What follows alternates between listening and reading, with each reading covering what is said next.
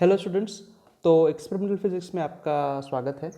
आज हम एक डेमो देखने वाले हैं। ओके, उसके लिए मुझे ज़्यादा कुछ नहीं चाहिए। इट्स बॉटल है ना, जो हमारा मिलता है। ये देखिए किनले का बॉटल है and we have a cap.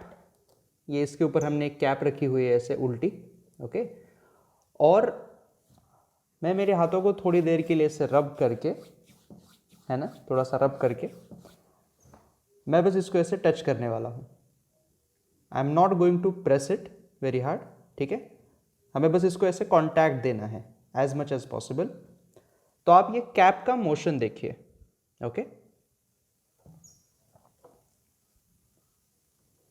यहाँ पे कुछ है ना, यही आपको बताना है कि मैं ये क्या कर रहा हूँ। ओके, आई थिंक हो गया। ठीक है, चेक करते हैं क्या होता है। ये देखिए, है ना,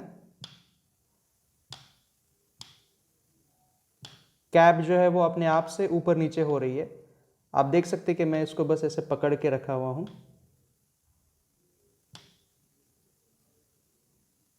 है ना। ये देखिए अभी भी हो रहा है ये। If I let it go, है ना, वो रुक जाता है। करेक्ट। एक बार और ट्राई करते हैं।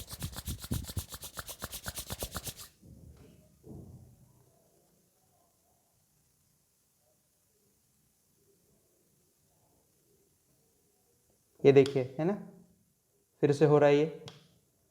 राइट। ओके,